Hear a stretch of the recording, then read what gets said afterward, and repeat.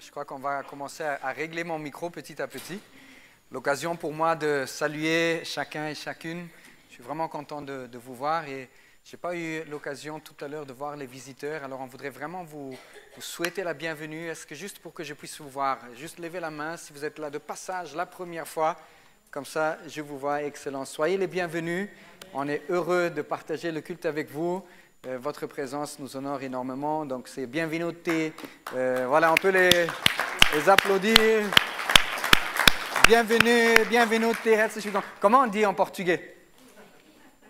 Bienvenue, bienvenue. Bon, quelque chose dans ce genre. Mais en tout cas, soyez les bienvenus. On est heureux aussi pour vous qui nous suivez sur le net. On est content de pouvoir partager ce temps avec vous. Comme on ne va pas déroger aux bonnes habitudes, vous savez que moi je veux bien prendre un temps de prière parce que j'ai besoin, comme vous, avant d'écouter la parole de Dieu, de nous disposer. Je voudrais que vous puissiez saisir l'occasion pour chacun de dire Seigneur, je veux ne pas écouter la voix d'Alexis ce matin, mais je veux écouter ta voix.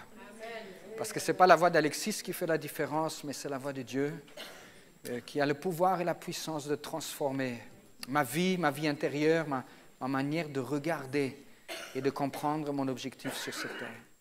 Alors Seigneur, nous voulons vraiment te dire merci avec un cœur reconnaissant. Merci pour chaque personne qui a eu la force et la santé ce matin de venir dans cette salle.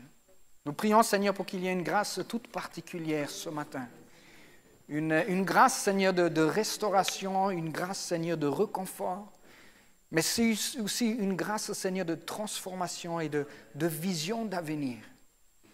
Nous te prions, Seigneur, que si ce matin, quelqu'un se sent perdu, ne sait pas où aller ou pourquoi il est là, que tu viennes répondre de façon tout à fait concrète et précise.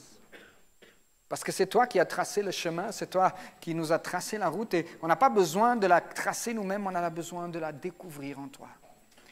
Ainsi, Seigneur, ma prière, c'est que tu puisses enlever tout ce qui est un obstacle de mon côté ou du côté de tous ceux qui écoutent ce matin. Et que vraiment ta parole puisse prendre la place, qu'elle produise du fruit, que nos cœurs soient préparés comme une terre fertile afin de recevoir. Seigneur, à chaque fois je prépare et ça ne se passe jamais comme moi j'ai prévu, mais ce n'est pas bien important. Ce qui importe, c'est que tu te glorifies ce matin au travers de ta parole dans le cœur de chacun d'entre nous. C'est dans le nom de Jésus-Christ que nous disons merci et que nous comptons sur toi et sur ton esprit ce matin. Amen, amen. Alors ce matin, j'ai vu quelques voitures autour de l'assemblée et il y a une voiture en particulier qui m'a sauté aux yeux. Pour les grands connaisseurs, une de mes modèles favoris, c'est une ancienne BM3. Alors l'heureux propriétaire de cette ancienne BM3, j'ai vu regarder un peu à l'intérieur, un beau tissu en cuir, vraiment un ancien modèle, mais ça c'était, à l'époque quand on était jeune, c'était vraiment la voiture qu'il fallait avoir. Alors beaucoup de personnes certainement sont venues en voiture ce matin, mais je pense que personne ce matin en quittant son lieu et que c'est assis dans sa voiture, avant de démarrer la clé, a dit « Ah oui, c'est excellent ». Regarde ici, je peux m'asseoir, je peux incliner les chaises, je peux même m'allonger. Et puis tu as regardé autour de ta voiture et puis finalement tu as dit, oh, elle est magnifique cette voiture, elle est super à l'intérieur, à tout ce qu'il faut.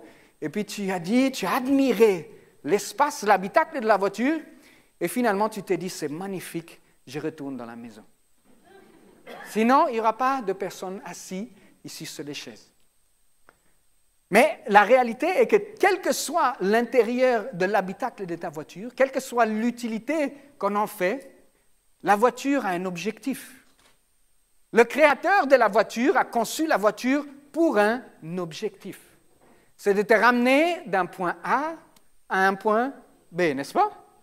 Que ce soit Ferrari, bus Volkswagen ou BM3, l'objectif de cette voiture, c'est de t'amener de A à B.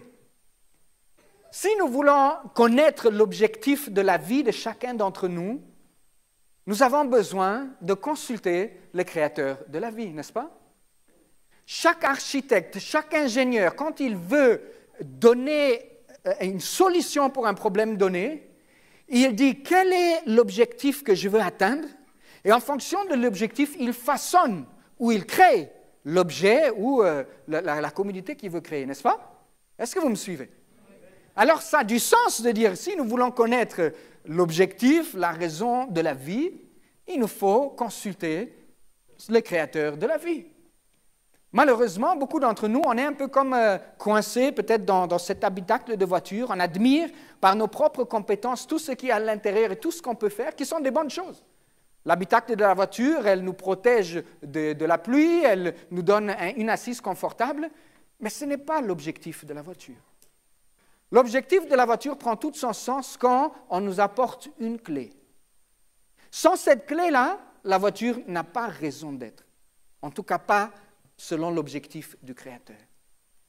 Certains d'entre nous, nous vivons la vie chrétienne dans cet habitacle, mais sans jamais utiliser la clé pour démarrer. Alors, vous allez comprendre au fur et à mesure mon illustration, et on ne veut pas la pousser le plus loin, mais je voudrais nous poser la question aujourd'hui, très simple. Quel est le but de notre vie? Alors, vous posez la question, mais est-ce qu'on n'est pas sur le mois de l'adoration? Est-ce que... tout à fait, justement, j'y viens. On est toujours dans notre série d'une Église en bonne santé. Et que l'Église en bonne santé a besoin comme fondement 5 piliers principaux. Et nous avons commencé avec le premier, nous sommes toujours dans le mois de l'adoration. Alors, comment lier ces deux objectifs, l'adoration et le but de notre vie? Je sais que vous avez déjà fait le lien. Parce que l'objectif de notre vie, c'est l'adoration. Et elle me dit, oh, pasteur, tu m'as fait sortir, là j'ai pris mon café et je me suis réveillé pour entendre ça, ça veut dire quoi finalement? Je vous demande un peu de patience parce qu'on veut aujourd'hui nous enraciner un peu. Qu'est-ce que cela veut dire au juste? La catéchèse de Westminster, qui est le fondement de la foi réformée et dans l'Église anglicane, a une manière de présenter une catéchèse, une instruction quant à la foi qui est excellente, qui est tirée d'une ancienne façon de faire. La première question qui est posée, quel est le but principal de l'homme? C'est la question et la réponse. Le but principal de l'homme, c'est de glorifier Dieu et de se réjouir en lui éternellement. Ton but, mon but, dans la vie, la raison de notre existence, c'est de glorifier Dieu et de nous réjouir en lui éternellement. À moins de marcher en conformité avec l'objectif et la compréhension de ce but, nous restons assis dans l'habitacle de la vie, cherchant comment trouver des solutions à gauche, à droite, mais en réalité sans jamais utiliser notre vie pour la raison pour laquelle elle a été créée. Est-ce que nous sommes toujours là? J'aime bien ce moment-là parce que ça nous permet de poser un fondement et d'aller tout doucement. Amen. La catéchèse de Westminster, je vous demande vraiment d'apprendre par cœur. Si on vous demande, mais quel est le but de ma vie? Le but de ma vie, c'est de glorifier Dieu et de me réjouir en lui éternellement. Alors, glorifier Dieu, c'est super, mais encore, il faut savoir qu'est-ce que cela veut dire. Permettez-nous de faire une petite excursion dans l'Ancien Testament sur ce mot-là, justement, la gloire de Dieu. Si on sait qu'est-ce que c'est que la gloire de Dieu, par conséquent, on peut savoir qu'est-ce que ça veut dire de glorifier Dieu, n'est-ce pas? Et là, peut-être, vous allez être un peu surpris de mon titre ce matin. Le titre de ce message, pour vous les youtubeurs, c'est « Est-ce que Dieu pèse dans ta vie? » Est-ce que Dieu pèse dans ta vie? D'où est-ce que je tire ce titre? Le mot hébreu pour gloire, kavod, veut dire le poids de Dieu. Le mot pour désigner la gloire de Dieu veut dire le poids que Dieu a relié à sa personne. La gloire de Dieu, c'est le poids de sa présence, le poids de sa personne. Dans l'Ancien Testament, lorsqu'on parle que la gloire de Dieu remplissait d'abord le tabernacle et puis ensuite le temple, on parlait que la gloire de Dieu, c'est sa présence dans un lieu géographique spécifique. Mais aujourd'hui, nous ne sommes plus au temps de l'Ancien Testament, on n'a plus de tabernacle où Dieu demeure, on n'a plus de temple de Salomon où Dieu demeure, mais la Bible nous dit que nous avons un nouveau temple. Et laissez-moi vous dire, la première des choses, ce n'est pas l'Église. Le premier temple dans lequel Dieu demeure, Corinthiens nous dit que notre corps, pour ceux et celles qui se sont donnés à Dieu, est le temple du Saint-Esprit. Dieu demeure aujourd'hui dans ta vie, si tu as donné ta vie au Seigneur, et il prend résidence en sa personne, en toi, au travers de la personne du Saint-Esprit. Aujourd'hui, la gloire de Dieu, c'est non pas dans le tabernacle, c'est non pas dans le temple, mais la gloire de Dieu, c'est en toi.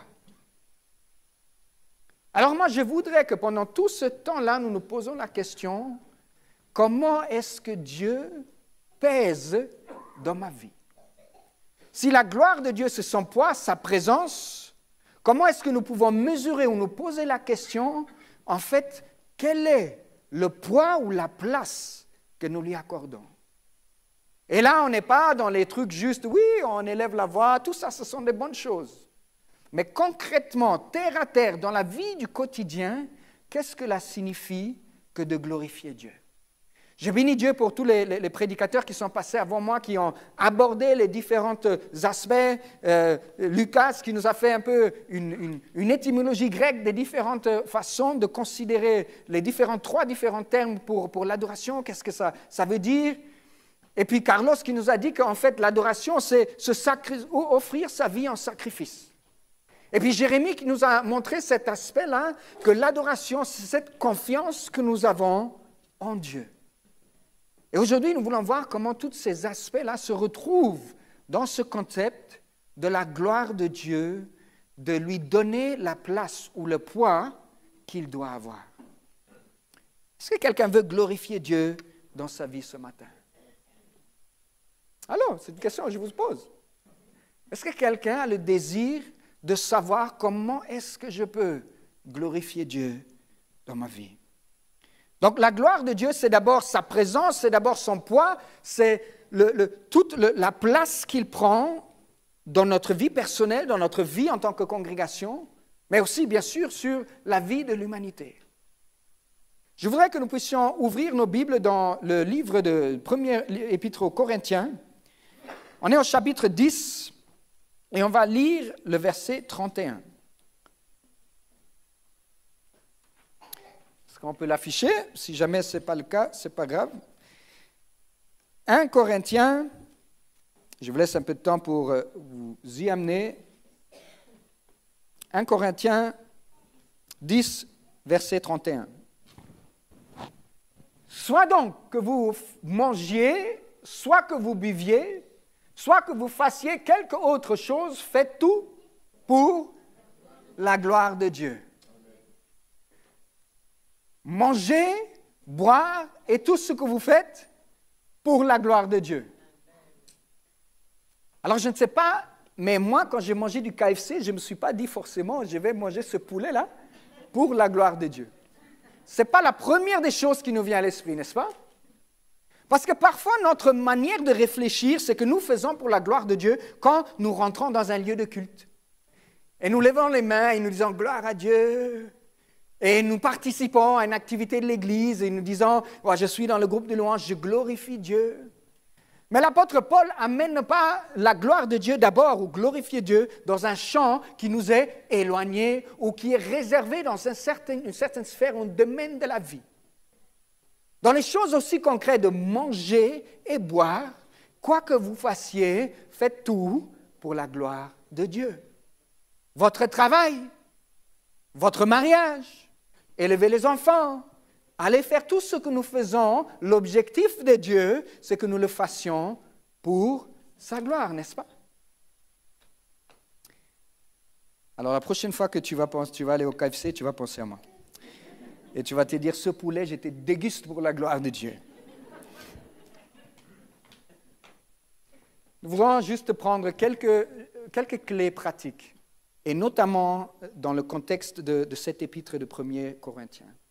Vous connaissez certainement qu'il y a 2 épîtres que nous avons dans la Bible, 1 Corinthiens et 2 Corinthiens.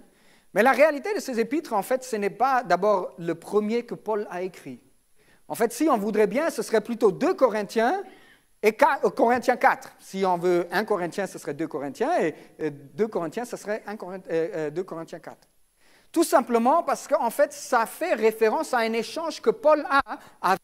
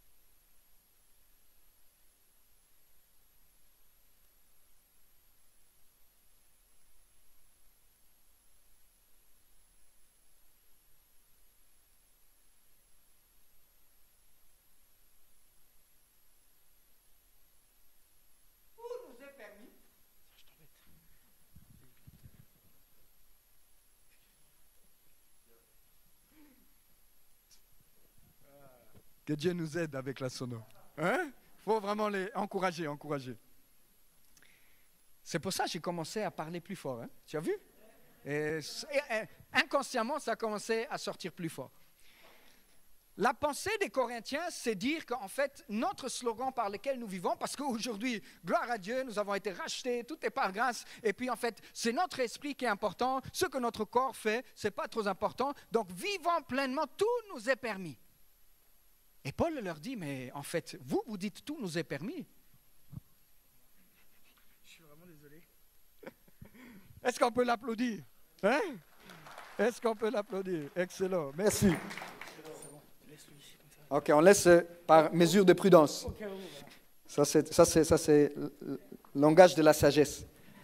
Hein? Toujours être prudent. Donc, une congrégation qui a tiré des fausses conclusions sur une réalité que nous ne sommes plus soumis à la loi. Et ils se sont dit, ben aujourd'hui, super, puisque c'est la grâce, vivons, faisons tout ce que nous voulons, et donc comme ça, tout nous est permis. Et Paul nous dit, non, ce n'est pas une question de loi et de privilège ou de droit, de ce que vous avez le droit de faire. Tout le contexte de la vie chrétienne s'inscrit dans une autre logique. C'est celle de l'amour et celle de la liberté. Si aujourd'hui tu dis, ah non, qu'est-ce que j'ai le droit de faire, qu'est-ce que je n'ai pas le droit de faire, quelles sont les règles, qu'est-ce qu'il faut faire, tu es à côté de la pensée de l'apôtre Paul et de l'Évangile de manière générale. Est-ce que j'ai le droit de faire ceci? Est-ce que j'ai pas le droit de... Est-ce que j'ai le droit de boire de l'alcool? Est-ce que j'ai pas le droit de boire de l'alcool? Est-ce que j'ai le droit de mettre le pantalon? J'ai pas le droit de boire de l'alcool? Ah oui, on va dans le concret, les amis. Parce que c'est ça la vie d'Église. Et c'est exactement dans cette thématique que Paul traite de ce cas-là. Pour dire, si vous mangez ou si vous buviez, quoi que vous fassiez, faites-le pour la gloire de Dieu. Le problème à l'époque se tourne autour de la question de comment est-ce que la viande est consommée.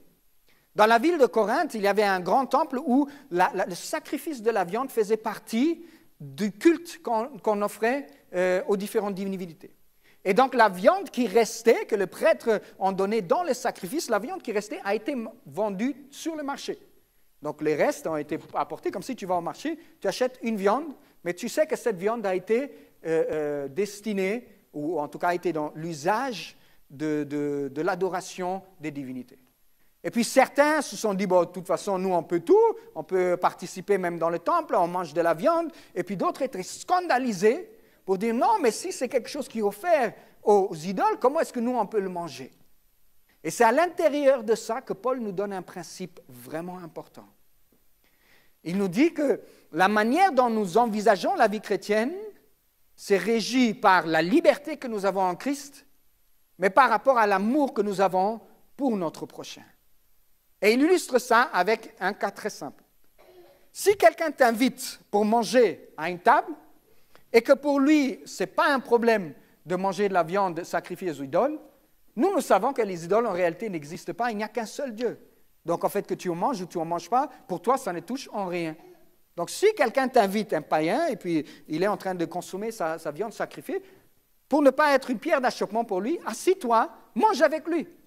Parce que, comme Paul le dit, je me fais homme grec pour les Grecs, juif pour les Juifs. J'ai la liberté de le faire, et quand je suis en face d'un frère qui a cette façon de faire, je peux le faire également.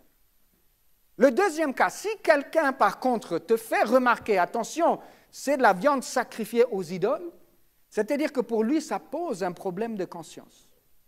Bien que tu aies la liberté de manger cette viande, par amour et par la conscience de l'autre, tu peux t'en abstenir. Parce que puisque tu as la liberté de le faire, ne veut pas dire que tu es obligé de le faire. Est-ce qu'on peut faire un parallèle avec l'alcool ce matin? Amen. Nous voyons qu'au travers de l'Écriture, nulle part est interdit la consommation de l'alcool. Et là, je vais choquer peut-être certains. Sortez-moi les versets, les amis. Nulle part dans la Bible, la consommation de l'alcool est interdite. Ce qui est interdit, c'est l'ivresse, l'excès de l'alcool. Mais vous savez aussi bien que moi qu'aujourd'hui, ça pose un problème dans la communauté chrétienne, n'est-ce pas? Certains pensent que boire de l'alcool, même si ça frôle peut-être mon vêtement, c'est comme si je suis arrivé en contact du péché. Quelque chose de tout simple et tout concret pour transposer cet exemple. Si je suis dans un foyer où je sais que l'alcool pose un problème, bien que j'ai la liberté de boire de l'alcool, j'ai aussi la liberté, par amour fraternel, de m'abstenir de l'alcool. Et je ne suis pas obligé de boire parce que peut-être j'ai envie de boire un verre. Si je vois que c'est une pierre d'achoppement pour l'autre, ben je vais m'en abstenir. Est-ce que vous me suivez ce matin? Alors on me disait aujourd'hui, mais où est le rapport avec l'histoire de la gloire de Dieu, du manger ou du boire? Mais j'espère qu'on va y arriver petit à petit. Pourquoi est-ce que je prends un exemple aussi simple et aussi concret terre à terre? C'est parce que le poids de Dieu que nous lui donnons se reflète dans les décisions du quotidien que nous faisons.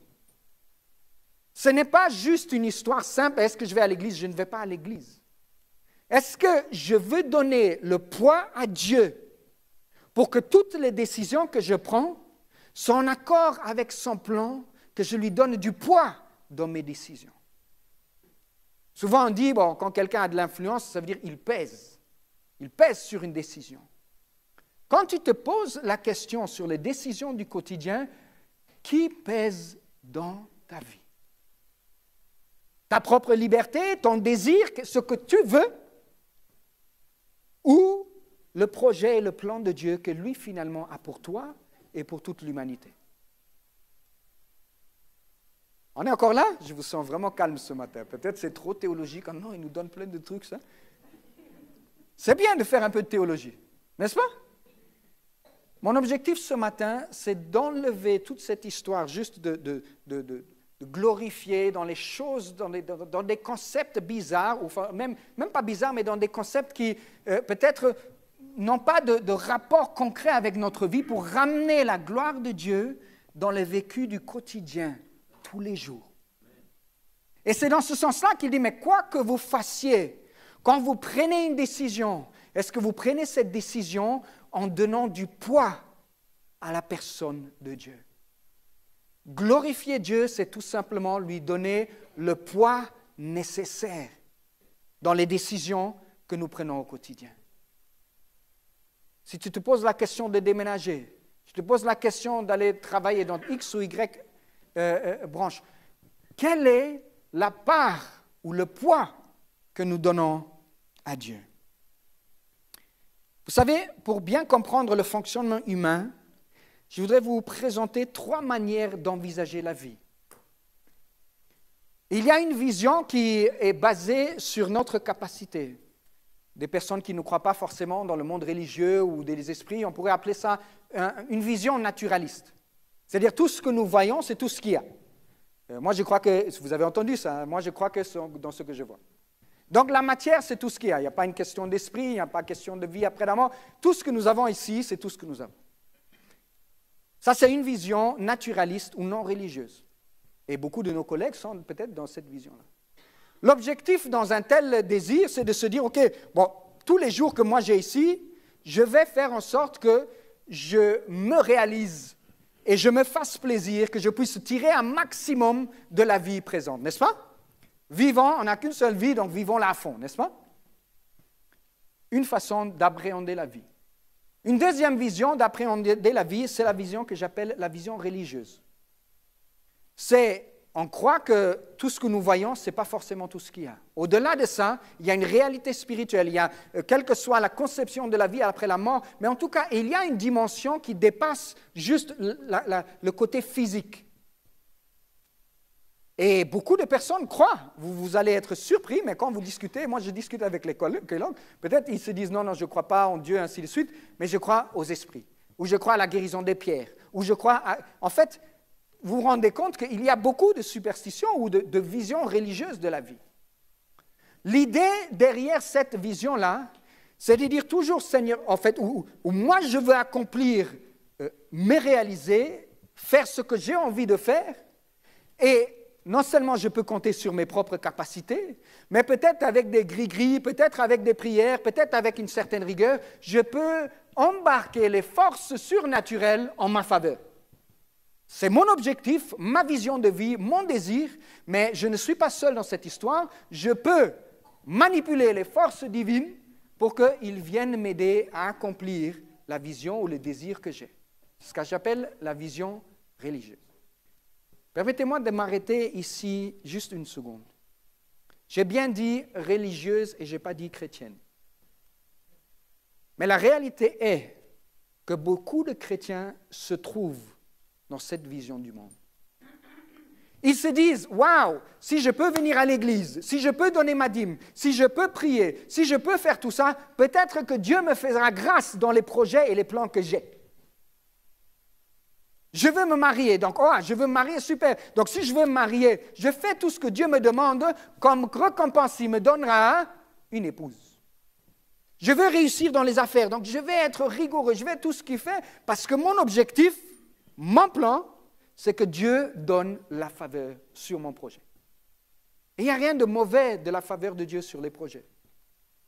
Mais dans l'orientation de la vie, c'est une mauvaise compréhension de ce que Dieu nous demande. Quand vous regardez la vision, la troisième vision selon Christ, son objectif n'était pas de dire en fait, moi j'ai un plan ici, et puis venez tous m'adorer ou venez tous faire les choses comme moi je les désire. La vision de Christ, qui est la vision du coup chrétienne, c'est de réaliser que nous n'existons pas pour notre propre objectif. Le paradoxe de la vie chrétienne est que si tu veux te réaliser dans la vie chrétienne, il faut que tu sois prête à abandonner ta vie personnelle. Combien d'entre nous cherchons à nous réaliser et nous voulons que Dieu nous aide? Mais Christ nous dit, si quelqu'un veut garder sa vie, il la perdra, c'est-à-dire il passera à côté. Mais si quelqu'un est prêt à la perdre en raison de mon nom, pour mon royaume, qu'est-ce qu'il fera? Il la retrouvera, ou il la gagnera. Donc la troisième vision à laquelle Dieu nous demande, ou veut nous interroger ce matin, c'est que quelle est la place que nous donnons au plan et au projet de Dieu? Est-il réellement le centre? Est-il réellement la motivation? Alors pourquoi parfois nous sommes si frustrés si nous faisons des projets et ça ne marche pas forcément comme on aurait souhaité? Vous savez que derrière certains échecs se cache la victoire de Dieu. Toi, tu pensais que là-bas, ça allait être top, mais comme Dieu te connaît, il dit non, si tu vas là-bas, ça va être la catastrophe. Donc, je te permets d'échouer pour préserver ta vie là où tu dois aller. Est-ce que nous réalisons que Dieu est plus grand que nos petits projets personnels? Est-ce que nous réalisons que le projet de Dieu pour l'humanité est plus grand que juste le projet que nous avons pour l'ACM? La grande question, dans quelle logique de vie tu veux t'inscrire ce matin? Est-ce que nous voulons grandir pour dire, Seigneur, que non pas ma volonté, mais ta volonté se fait? Je savais en préparant ce message, que ça va être très, très, très, très calme ce matin. Bien-aimés, c'est des questions que nous nous posons tous les jours. Parce qu'on peut être là, motivé, pasteur d'une église, mais pour des mauvaises motivations. On peut chercher à toucher un maximum de personnes, mais pour des mauvaises motivations. On peut servir les personnes avec des mauvaises motivations. Et Dieu nous dit, en fait, moi, je ne regarde pas ce que tu fais. Je regarde à ce qui te motive pour ce que tu fais. Pourquoi tu fais ce que tu fais? Est-ce que tu le fais parce que tu veux promouvoir quelqu'un, quelque chose, ou toi-même? Ou est-ce que tu le fais parce que tu le fais pour la gloire de Dieu?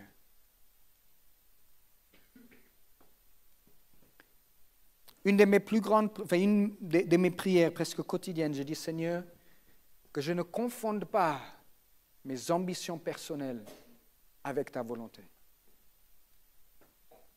Pose-toi cette question ce matin, que je ne confonde pas mes projets, mes ambitions avec la volonté de Dieu.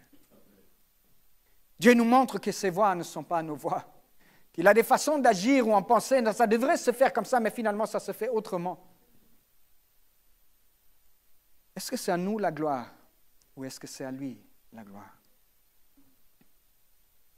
Je voudrais que vous puissiez retenir ces 3 points. Le premier, c'est que la gloire de Dieu, c'est le poids de sa présence et de sa personne. Le deuxième, c'était de glorifier Dieu, c'est de faire de lui le poids lourd de notre vie. Et le troisième avec lequel je voudrais terminer, c'est la gloire de Dieu, c'est notre plus grand bien. Est-ce que je peux répéter ce point-là? Parce que la gloire de Dieu, c'est notre plus grand bien. Quand Thomas pose la question à Jésus dans l'évangile de Jean, Jésus parle en disant qu'il s'en va et puis il prépare une place. Et Thomas lui dit, mais Seigneur, et il dit, vous allez me suivre. Et il dit, mais Seigneur, nous ne savons où tu vas. Comment connaître le chemin? On ne sait pas où tu vas, donc comment tu veux connaître le chemin à un endroit où on ne sait pas? Et la réponse de Jésus, je suis le chemin, la vérité et la vie.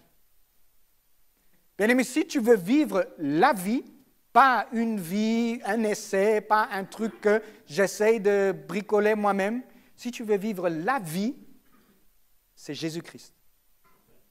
Ce n'est pas accomplir des grands miracles, ce n'est pas bâtir une congrégation, ce n'est pas ériger un grand monument ou faire un business ou je ne sais quoi.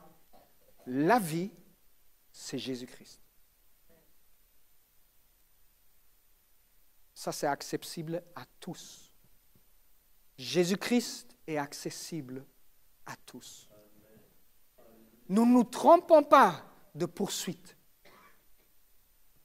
Mais faisons de Jésus, de son royaume, la priorité numéro 1 de la vie. Nous voulons rester sur ce 3e point, que la gloire de Dieu est notre plus grand bien. Toutes les choses que Dieu puisse te donner, l'argent, une famille saine, la santé, tout cela est le don du donateur. Mais le plus grand don du donateur, c'est le donateur lui-même. Parce que si tu as le donateur, tu as aussi tout le reste qui va avec.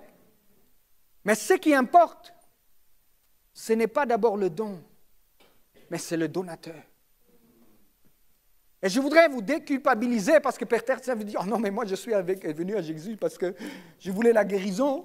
Moi je voulais qu'il intervienne dans ma vie, dans mon foyer. Je voudrais qu'il guérisse mon enfant. Et ce sont des bonnes choses. Et c'est légitime. Et regardez comment Dieu est formidable. Parce qu'il n'attend pas d'abord que nous venons à lui. il descend pour venir là où nous nous trouvons. Il a quitté son trône de grâce, non pas pour venir insulter les gens, mais pour être là où il se trouve. Pour prendre la forme d'un serviteur, d'un simple homme mangeant avec les hommes. Pour dire que moi, je quitte mon trône de gloire, pas parce que je veux que tu viennes là. Je veux être là pour aller là où tu es, pour te chercher, pour t'amener là où je suis. Et ainsi, Jésus marchait, il faisait du bien. Il guérissait, il délivrait les malades. Les gens venaient parce qu'ils savaient qu'en s'attachant à Jésus, il y a un bénéfice de leur vie concrète qui va venir. Mais la grâce que Dieu a manifestée au travers des guérisons, des rencontres, plus que le don qu'il a donné aux gens, c'était une occasion de rencontre. De dire en fait, tu vois ce que je suis capable de faire. Mais est-ce qu'au-delà de ce que je suis capable de faire, tu veux découvrir qui je suis?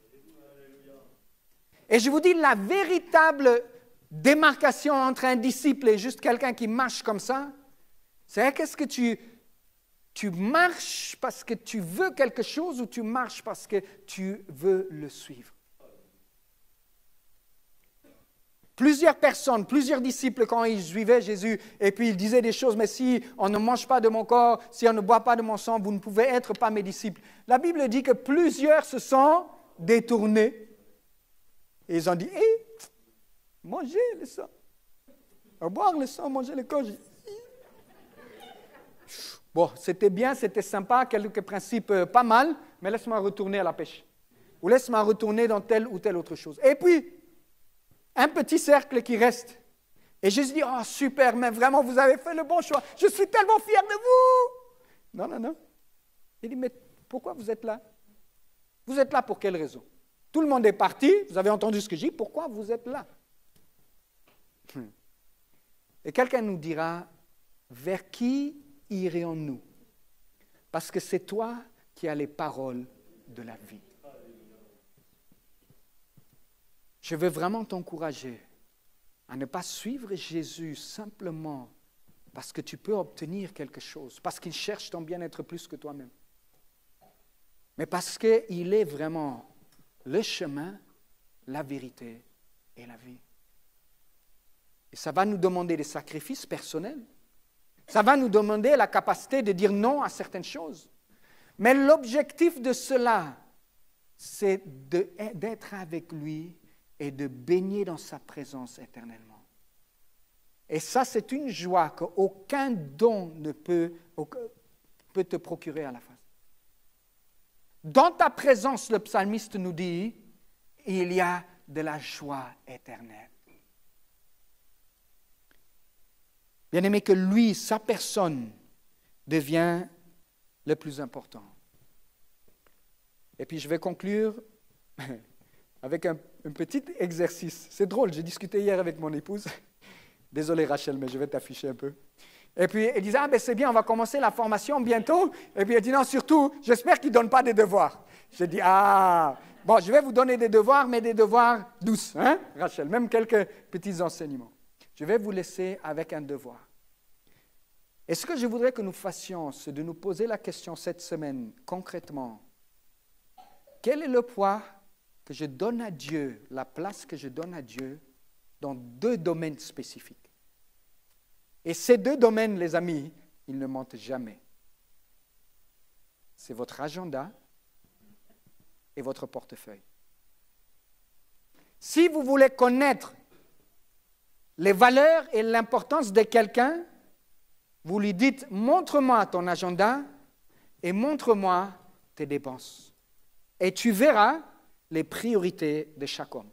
En dépit de ce que nous pouvons dire, proclamer ou tout ce que tu veux, la réalité de notre vie se traduit, les priorités de notre cœur se traduisent par notre agenda et par notre argent.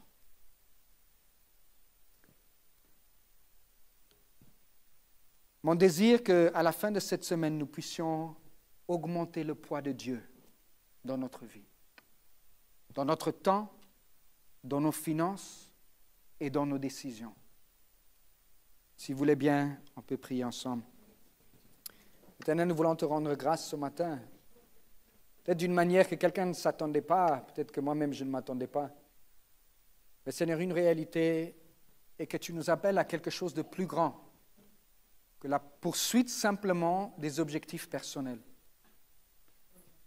Le plus grand paradoxe, c'est que notre réalisation en tant qu'être humain se trouve dans la réalisation de ton plan et nulle part ailleurs.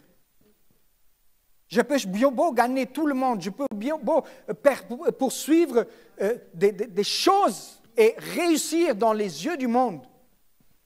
Mais la finalité de toute chose, c'est que lorsque nous nous tiendrons devant toi, la question ne sera pas combien de membres tu avais à l'Église, combien d'argent tu as gagné, ce ne sera pas quel était ton impact, mais la grande question, est-ce que tu vivais pour moi? Seigneur, je te prie que tu nous interpelles. Nous n'avons pas besoin d'aller vraiment dans tous les détails. Saint-Esprit, je te prie que toi, tu viennes parler pendant cette semaine, particulièrement dans ces deux domaines où chacun peut se poser la question. Quel est le poids que je donne à Dieu dans ma vie, dans mon temps, dans mes finances, dans mes décisions? Te demandons, Seigneur, que nous puissions vivre pour toi de plus en plus et non pas pour nos propres projets. Que toute la gloire revienne à toi seul. Au nom de Jésus. Amen. J'espère que vous m'aimez toujours.